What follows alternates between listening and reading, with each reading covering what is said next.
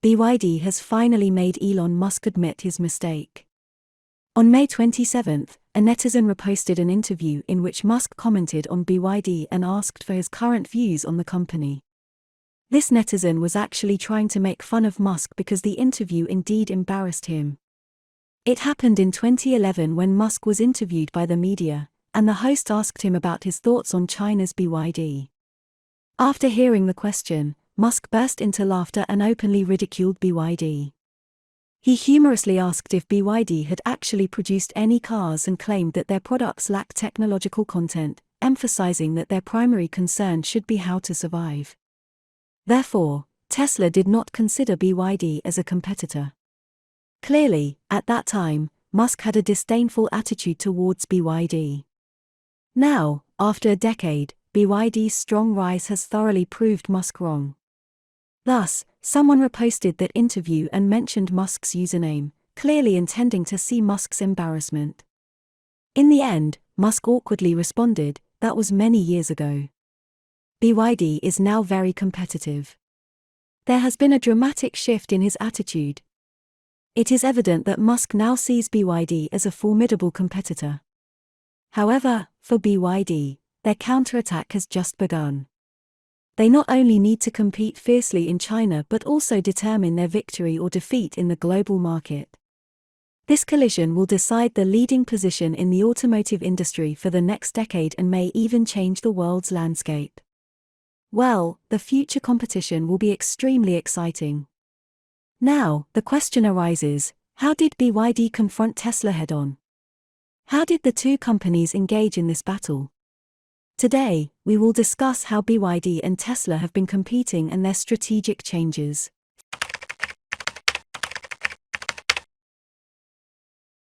Firstly, it should be clarified that when Musk underestimated BYD, many people might have thought he was foolish.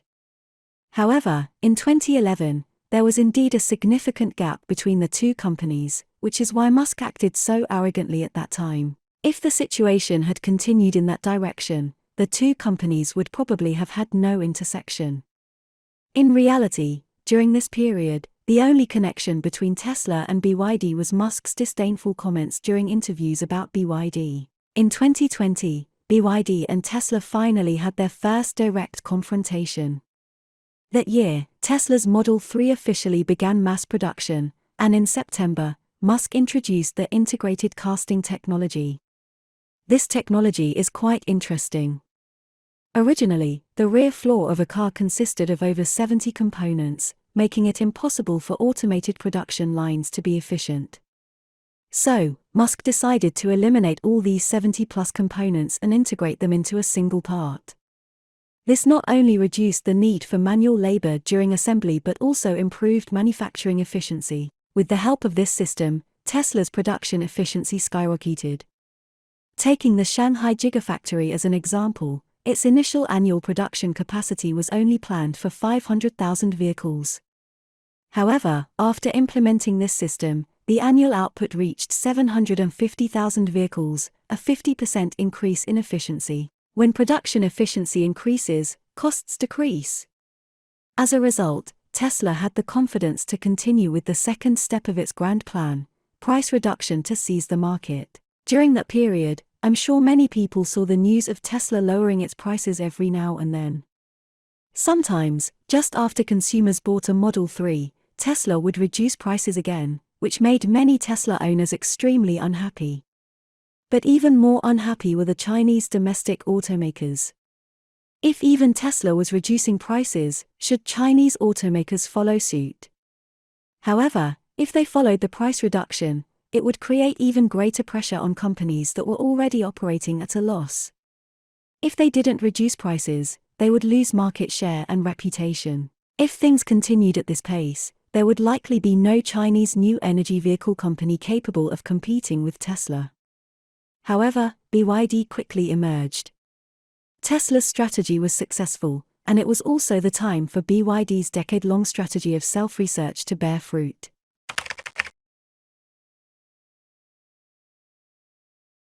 In December 2018, BYD released IGBT 4.0 technology, breaking the monopoly of foreign companies in vehicle IGBT chips. In 2020, BYD introduced the Blade battery, which completely changed the battery landscape dominated by ternary lithium batteries. In the same year, BYD unveiled two third-generation DM systems, with the DMi completely overturning Toyota's hybrid technology. Since then, BYD not only possessed its own core technology but also expanded its vehicle models from the low end to the mid to high end. BYD's counterattack had begun. 2020 was a year of offense and defense between BYD and Tesla. Previously, it was Tesla taking the initiative to lower prices and exerting maximum pressure on Chinese automakers, while Chinese new energy vehicles couldn't apply pressure to Tesla. However, after 2020, Tesla started feeling the pressure from BYD. This time, it was a battle of supply chain models, and BYD's model outperformed Tesla.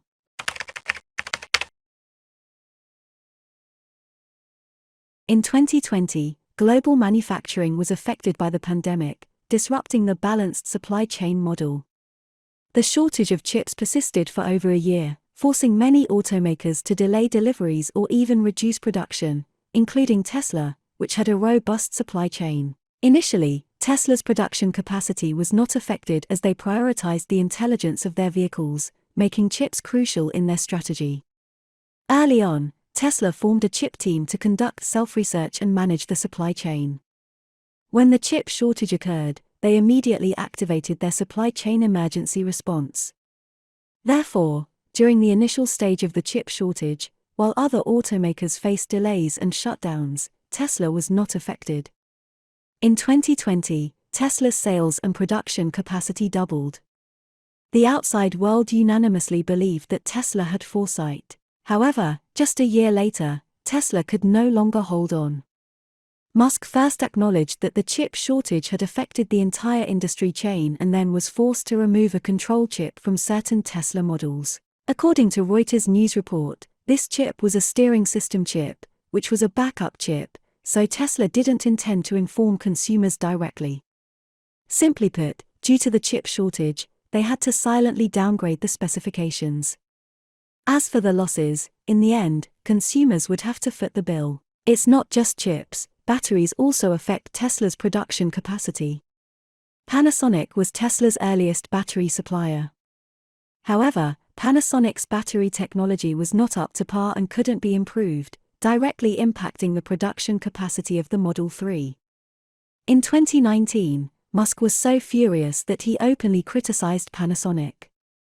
In 2020, Tesla proactively adjusted its supply chain strategy, introducing batteries produced by LG and CATL, and reached a Blade battery supply agreement with BYD.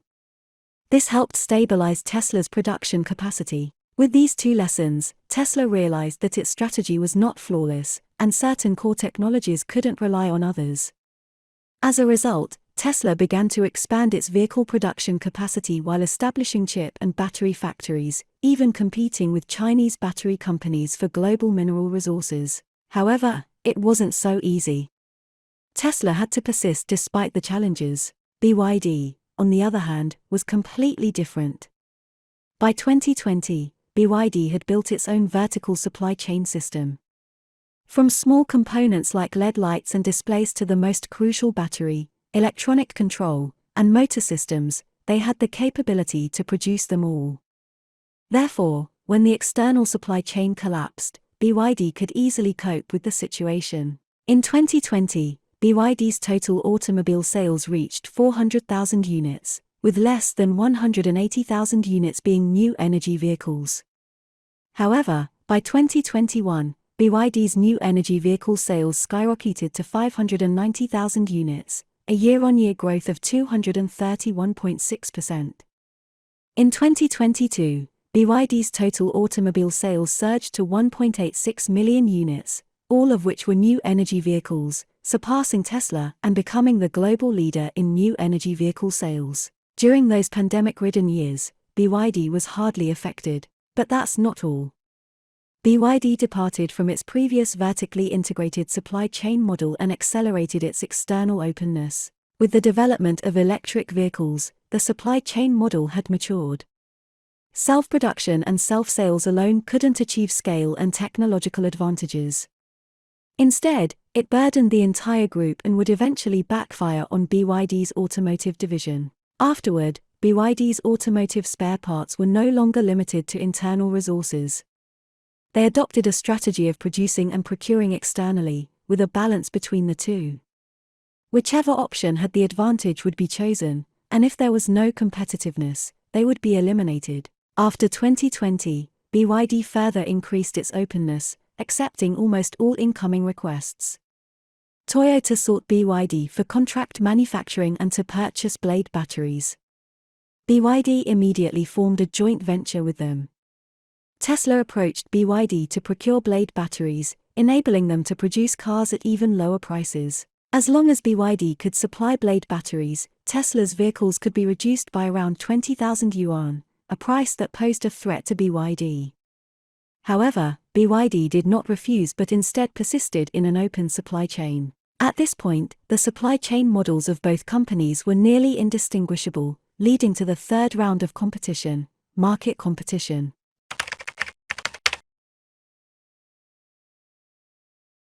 BYD did not disappoint. Their sales remained strong. In the first quarter of 2023, BYD's new energy vehicle sales exceeded 550,000 units, with sales revenue growing by nearly 80% year-on-year and profits increasing nearly sixfold. Now, Tesla has exhausted all its trump cards, and their only winning strategy is to persist in a fully automated industry chain.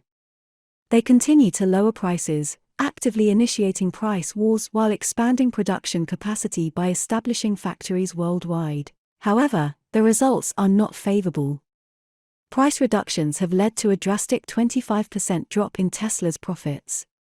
Building factories globally has only resulted in an appeal for Chinese suppliers to help construct the industry chain. Tesla is left with only one card to play, which is the compact car model priced below $30,000. This is the situation that Musk admits to misjudging. Prior to this, hardly anyone believed that Tesla would be surpassed by other automakers, and even if it were to happen, it was expected to be accomplished by traditional automotive giants, not Chinese car companies.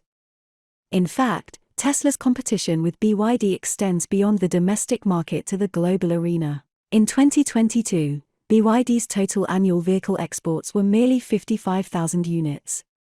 However, by 2023, in just the first 5 months, BYD had exported approximately 69,000 vehicles, a 14-fold increase compared to the previous year. Although this data cannot yet be compared to Tesla, its significance is tremendous. So, between BYD and Tesla, which one do you have more confidence in? Okay, that's all for today. Please put your comments below, and share your insightful ideas with other people. Do you want to learn about more auto stories? Please keep following our channel and like our videos. Thank you so much for your continuous support. Your precious time with us is highly appreciated. See you.